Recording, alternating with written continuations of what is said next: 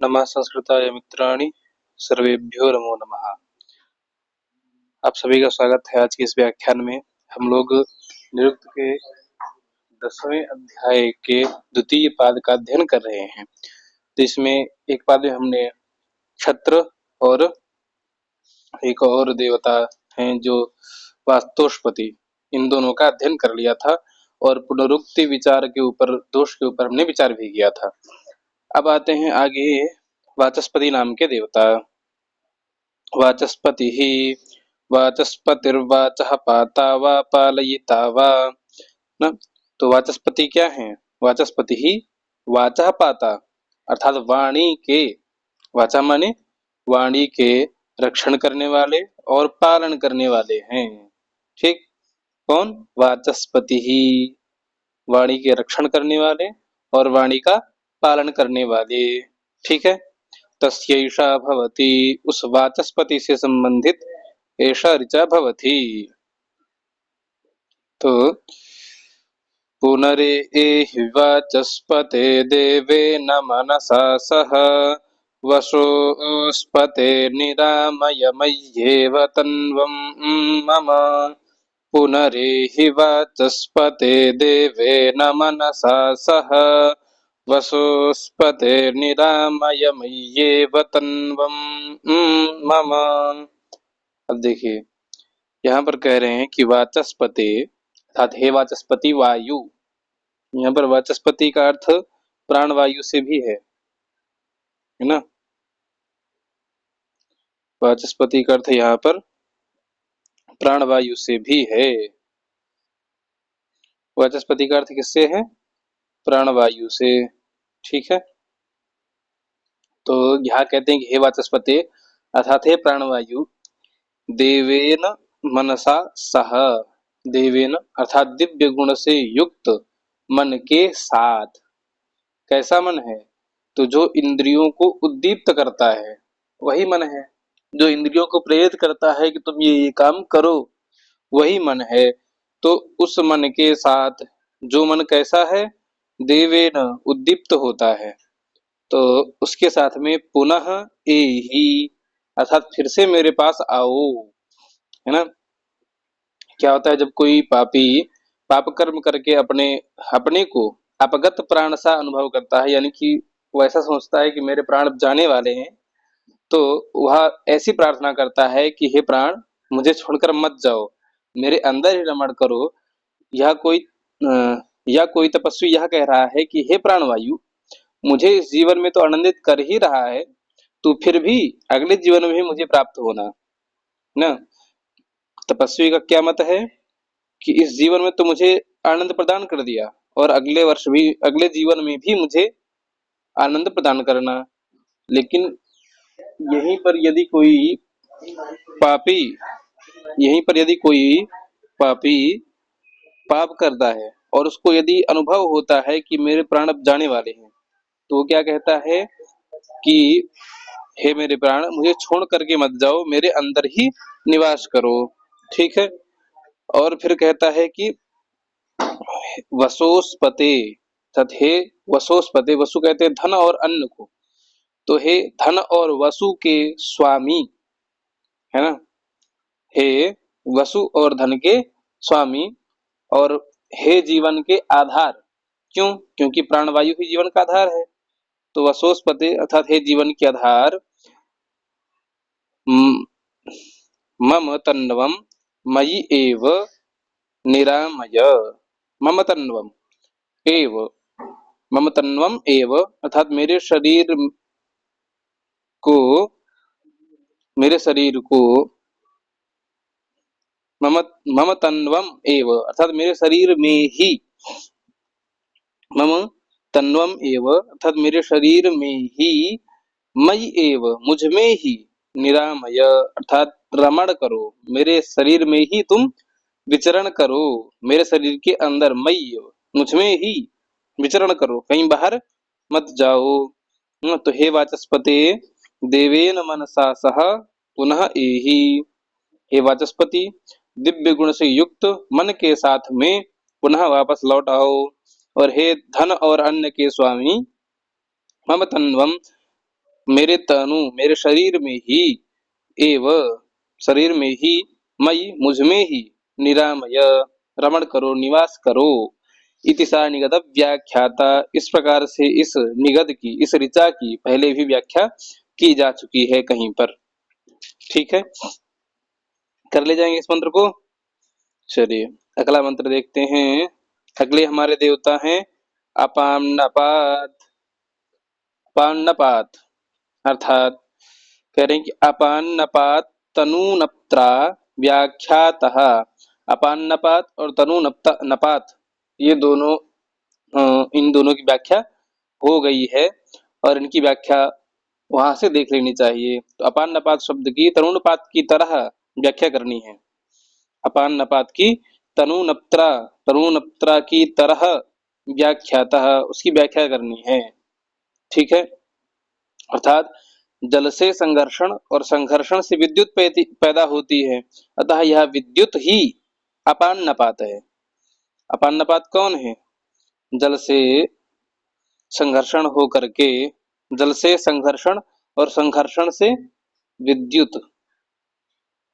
संघर्षण से विद्युत, तो यह अपान्नपात क्या है? विद्युत का ही एक रूप मान सकते हैं। ठीक है, चलिए इसके मंत्र को देखते हैं। तो तस्यैषा भवती, उससे संबंधित यह ऋचा है, उस अपान्नपात तो विद्युत से संबंधित यह ऋचा है।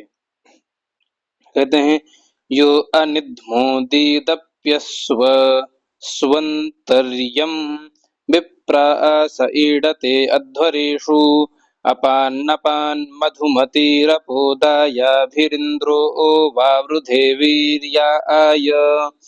यो अनिध्मोदीदयदप्स्व दप्स्वन्तर्यं विप्रास ईडते अध्वरेषु अपान्नपान् मधुमतीरपोदायाभिरिन्द्रो वावृधे वीर्याय। देखिए अर्थ में कह रहे हैं कि अपान्नपात अर्थात हे विद्युत अथवा हे अपान्नपात, यह अर्थात जो जो तुम अनिध्म बिना इध्मा के, बिना ईंधन के, इध्म कहते हैं काष्ठ को और ईंधन को भी कहते हैं, तो बिना ईंधन के क्या हो? अपसु अंतर्यः, अपसु अंतरः अर्थात जलों के अंदर ही, दीदयत, दीदयत अर्थात तुम दीप्त होते हो, प्रकाशित होते हो। और क्या करते हो? तो विप्रासः अर्थात ब्राह्मण लोग, विप्रासः ब्राह्मण लोग जिसे अध्वरेषु अर्थात यज्ञों में, ईडते जिसकी स्तुति करते हैं, विप्रासा अर्थात विप्र लोग अध्वरेषु यज्ञों में जिसकी स्तुति करते हैं। ठीक है, यहाँ पर देखिए दीदयत अपसु अंतर्यः, तो यहाँ पर शब्द क्या दिख रहा है? दीदयत और ये रहा दीदयप्स्व, है ना। तो अब यहाँ पर ये जो द है, इसको यदि हम आधा कर दें तो इसका आ निकल के आ जाएगा इधर, है ना। तो जब आ इधर निकल के आ जाएगा तो इधर ये क्या हो जाएगा? अपसु, दीदयत प्लस अपसु, और अपसु के बाद में यहाँ देखिए अपसु हो गया, दीदयत अपसु तक संधि हो गई, तो अपसु के बाद अंतर्यः, क्योंकि इसमें तो अंतर्यः कहीं दिख नहीं रहा है, तो यहाँ जो सु का उ है और इस आ को, इन दोनों को मिलाकर क्या हो गया? वाह, दीदयप स्व क्या बन जाएगा? दीदयप स्व। ये उ और आ को हटा करके यहाँ पर क्या आ जाएगा? दीदयप स्व, ऐसे हलंत हो जाएगा, दीदयप स्वंतर्य। ठीक है, तो अपसु अंतर्यः दीदयत अर्थात जलों के मध्य में प्रकाशित होती है। वो जलों के मध्य में कैसे? तो मेघ में क्या होता है? जल होता है, उन मेघों के अंतर्गत ही विद्युत क्या होती है? प्रकाशित होती है। ठीक है, तो वही कह रहे हैं कि हे अपान्नपात, जो तुम अनिधमः बिना ईंधन के ही अपसु अंतर्यः दीदयत, अर्थात जलों के अंदर प्रकाशित होती हो, तो तुम्हें ही विप्रासः विप्रलोग अध्वरेशु यानी यज्ञों में ईडते पूजते हैं, तुम्हारी पूजा करते हैं, स्तुति करते हैं। और मधुमती ही अपह, अर्थात मधुमती जो मधुर है, अपह माने जलों को, हमें हम सभी को क्या करो, दाह प्रदान करो।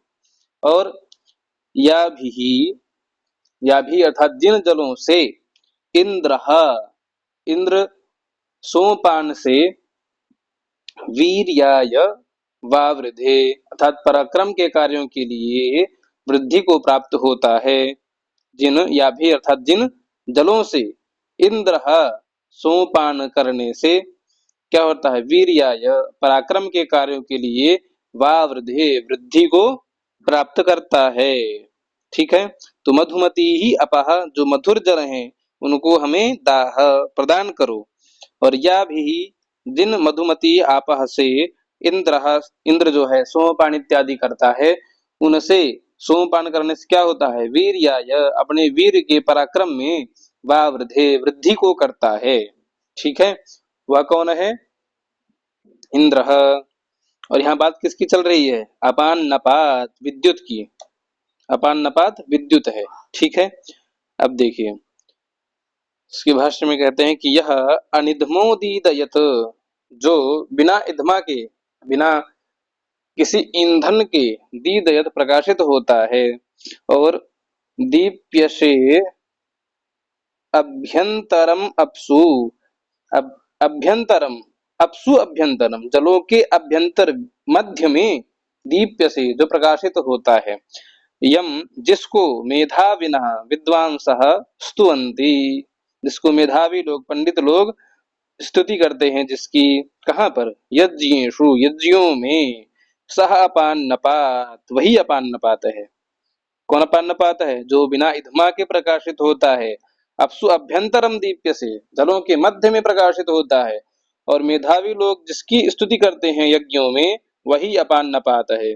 और मधुमती ही अपह, अर्थात मधुर जल, मधुमती माने मधुर, अपह माने जल, क्या करे, देहि अभिशवाय, अभिशव कहते हैं सोम के कुट्टन को, सोम को कुट करके जब रस निकाला जाता है तो वह अब क्या है, अभिशव की प्रक्रिया है। तो अभिशवाय अभिशव के लिए, या भी जिन जलों से इंद्र सोम का पान करता है, और वर्धते वृद्धि को प्राप्त होता है। क्या वृद्धि को प्राप्त होता है, वीर्याय और वीर कर्मणि, अपने वीर्य और वीर कर्मों के लिए वह वृद्धि को प्राप्त होता है। अर्थात किसी प्रकार के पराक्रम को दिखाने के लिए वह वृद्धि को प्राप्त होता है, किससे, इन जलों के द्वारा सोमपान करने से। ठीक है, कर ले जाएंगे इसके अर्थ को। चलिए आगे चलते हैं यमः, यम जी के ऊपर। तो यमः यमो यच्छतीति सतः, यम क्या है, तो यम के उसमें आता है कि यमः यच्छतीति सतः, सतः अर्थात निरंतर, जो यच्छति जो प्रदान करता है ना, जीवन को जो प्रदान करता है वह यम है। अब यच्छति इति ये शब्द है, और यहाँ पर यम शब्द बनता कैसे है ना, यच्छति शब्द कैसे बनता है, तो यहाँ पर धातु होती है, यम धातु है उपरम के अर्थ में, उपरमे, ये यम क्या है, उपरम कर देता है, अर्थात आपकी जीवन से आपको उपरम कर देगा। उपरम यानी कि आपके जीवन का संपन्न भी, जीवन को संपन्न भी कर सकता है और जीवन की वृद्धि भी कर सकता है। ठीक है, तो यही यम है। तो यह देखिए, यच्छति उपरमयति जीवितात सर्वम भूतग्रामम इति यवः, जीवितात जीवन से सबको उपरम कर देता है ना, जिसको उपरम कर देता है, सर्वम भूतग्रामम सभी भूतग्राम को, सभी प्राणियों को, वही यम है ना। अतएव बलवान इति मध्यमः, मध्यमः अर्थात अंतरिक्ष लोक में यह बलवान है, सबसे बड़ी है, क्योंकि यह सभी को अपने जीवन से क्या कर देता है, उपरम कर देता है, शांत कर देता है, उनका जीवन ही छीन लेता है ना। समझ गए इसको? अरे इसके मंत्र को देखिए। अरे तो यहाँ पर इसके मंत्र में कुछ मिस्टेक है, तो हाँ देखिए यहाँ पर ये परे युवांसः, परे युवांसं प्रवतो महीरनुबहुभ्यः पंथा मनुपश्पशानं वैवस्वतम्।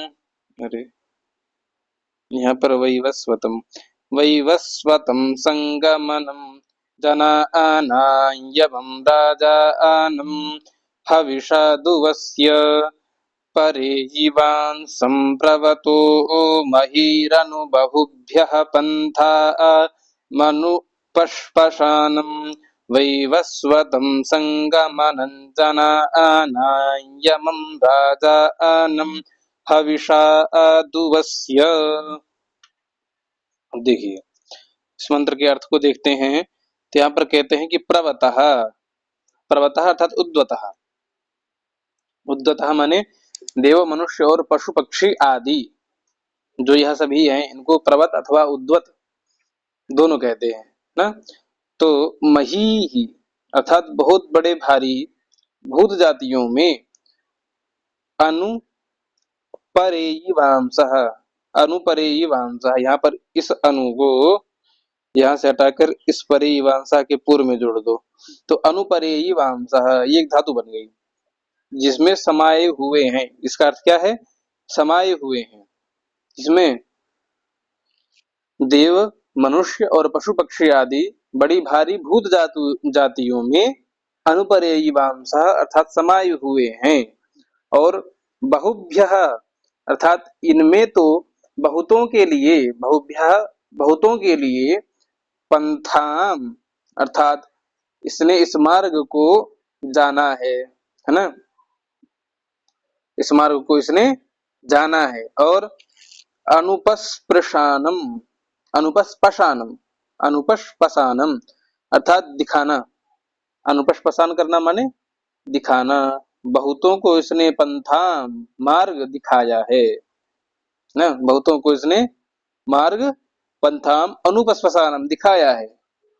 और वैवस्वतम, यह जो विवस्वान सूर्य के पुत्र, वह वैवस्वत, विवस्वान सूर्य के पुत्र वैवस्वत, तो वैवस्वत यम, तो हे वैवस्वत यम, वैवस्वतम जनानां संगमनम अर्थात मनुष्यों के संगमन अर्थात कर्मानुसार गति को पहुंचाने वाले, मनुष्यों को, जनानां मनुष्यों को उनके कर्म के अनुसार उनके संगम कराने वाले, उनकी गति करने वाले, उनको पहुंचाने वाले, जिस प्रकार के लोगों ने कर्म किए हैं उस प्रकार की उनको गति प्रदान करने के लिए करने वाले राजानम यमम, इस राजा को, राजानम राज को, यमराज को, राजानम यमम यमराज को ना, यम राजानम, चाहे यम राजानम राजानम यमम, तो यमराज को प्राण का राजा है ना, यमराज, यम कहते हैं प्राण को, तो प्राण राज को या तो यमराज को या प्राण राज को हविषा दुवस्य, हवि से इनकी परिचर्या करो, दुवस्य माने परिचर्या अर्थात इनकी सेवा करो, जिससे हवि से ना, जिससे आपका जीवन बचा रहे, इस हवि से इनकी परिचर्या करो, इनकी क्या करो, प्रार्थना करो ना। तो प्रवतः अर्थात जो भी मनुष्य पशु पक्षी इत्यादि हैं, यह सभी मही ही बहुत बड़े भूत जातियों में अनुपरेयी वांसः समाये हुए हैं, है ना। जो भी देव मनुष्य पितर इत्यादि हैं सभी मही ही इस बहुत बड़े भूत जाति में अनुपरेयी वांसः समाये हुए हैं। और बहुभ्यः बहुतों को इस यम ने पंथानम अर्थात मार्ग को अनुपस्पशानम दिखाया है, बहुत लोगों के लिए इसने मार्गों को दिखाया है। और वैवस्वतम जनानाम संगमनम, यह जो वैवस्वत यम है विवस्वान सूर्य के पुत्र, जनानाम लोगों के, संगमनम अर्थात कार्य के अनुसार कर्मानुसार गति को पहुंचाने वाले, न लोगों के कर्मानुसार उनकी गति को पहुंचाने वाले, यमम राजानम यमराज को, प्राणराज को, हविषा दुवस्य अर्थात हवि द्रव्य के द्वारा इनकी परिचर्या करो, इनकी प्रार्थना करो, इनकी सेवा करो, जिससे आपके प्राण बचे रहे ना। अब देखिए, चलिए मंत्र कर ले जाएंगे, यही मंत्र का अर्थ है। ठीक है, अब आइए भाष्यार्थ पे आते हैं इसके। तो यहाँ कहते हैं परेयी वांसम पर्यागतवंतम प्रवत उद्वतो निवत इति, अर्थात परेयी वांसम पर्यागतवंतम अर्थात सब में व्याप्त हुए, परेयी वांसा माने सब में व्याप्त हुए, प्रवतः उद्वतः निवतः, प्रवतः मनुष्यों के, उद्वतः देवों के, और निवतः पशु पक्षियों को, ना देवताओं को, प्रवतः माने देवता मनुष्यों को, उद्वतः माने देवताओं को, निवतः माने पशु पक्षियों को, या उत्कृष्ट मध्यम और अधम योनि वाले भूत वर्ग को। प्रवत माने क्या लिया यहाँ पे, मनुष्यों को ग्रहण है ना, तो प्रविष्ट, तो ये मनुष्य क्या है, उत्कृष्ट योनि वाले हैं, और देव क्या है, मध्यम योनि वाले हैं, और पशु क्या है, अधम योनि वाले हैं। तो इन भूत वर्गों को, भूत वर्ग, भूत वर्ग क्यों कह रहे हैं, क्योंकि इन तीनों में प्राण निवास करते हैं, तो इसीलिए यह भूत वर्ग हैं। तो इन भूत वर्गों को अवगति कर्मा, अव धातु यहाँ गत्यर्थक है, प्रवतः है ना, अवगति कर्मा, अवधातु यहाँ पर ये जो अव लगा है यह गति कर्म के अर्थ में है। ठीक है, अवति ही। और क्या कह रहे हैं कि बहुभ्यः, यहाँ पर जो है प्रवतः अर्थात प्रकृष्ट गति, प्रकृष्ट गति बहुत अच्छी गति करते हैं, किसकी, मानवों की, न मनुष्यों की, और उद्वतः ऊर्ध्व गति देवताओं की, और निवतः निकृष्ट गति नीचे की ओर गति करते हैं पशुओं की। ठीक है, तो बहुभ्यः अर्थात बहुतों के लिए, पंथानम अर्थात मार्ग को, अनुपस्पाशयमानम अर्थात दर्शयंतम उनको दिखाते हुए, अनुपस्पाशयमान माने दिखाना, दर्शयंतम दिखाते हुए, बहुतों को मार्ग को दिखाते हुए, वैवस्वतम यह जो वैवस्वत यम है, संगमनम अर्थात जनानाम संगमनम जनों के कर्मों के अनुसार उनको गति को प्रदान करने वाले, एवं राजानम यमराज को, हविषा दुवस्य इति हवि के द्वारा इनकी आराधना करो, दुवस्य इति राधनोः राधनोति कर्मा दुवस्यति अर्थात जो दुवस्य धातु है यह राधनोति अर्थात परिचारण करने के अर्थ में है, परिचारण करने के अर्थ में इसका यानी सेवा करने के अर्थ में है, परिचारण करना माने सेवा करना, तो सेवन करने के अर्थ में है राधनोति। ठीक है, दुवस्यति ही। ठीक, और यहाँ पर एक मत और उठता है कि अग्निरपि यम उच्यते, अग्नि को भी यम कहा जाता है ना, तम एता ऋचो अनुप्रवदंती, तो ये दो दो पादों वाली, ये तीन तीन की हैं ऋचाएं, ये ऋचाएं दो दो पादों वाली, तमेताम ऋचा, ये ऋचाएं दो दो पादों वाली और तीन तीन की हैं, और ये एक साथ मिलाकर के दो दो मिलाकर के पढ़ी जाती हैं। अनुप्रवदंती इति प्रतिज्ञातार्थ उपादानाय, जो प्रतिज्ञार्थ किया है अर्थात अग्नि को यम कहा गया है, इसके उपादान के लिए, इसको बताने के लिए, यथा अग्नि अपि यम शब्देन उच्यते, अग्निरपि यम शब्द, अग्नि भी यम शब्द से कही जाती है, तो तथा इसलिए इमा ऋचः ये जितनी भी ऋचाएं हैं, अब अनुप्रवदंती उस अग्नि के बारे में कहेंगी कि अग्नि को कैसे यम कहा जाता है। ठीक है, अग्नि को कैसे यम कहा जाता है। अब देखिए इसमें कितनी ऋचाएं हैं, दो तीन, तीन चार ऋचाएं हैं इसमें। तो इन चारों ऋचाओं को हम अगले व्याख्यान में संपन्न करेंगे। आज के लिए यहीं पर रहने देते हैं। आप सभी लोग अंतिम तक जुड़े रहे उसके लिए बहुत बहुत धन्यवाद। नमः संस्कृताय, सर्वेभ्यो नमो नमः।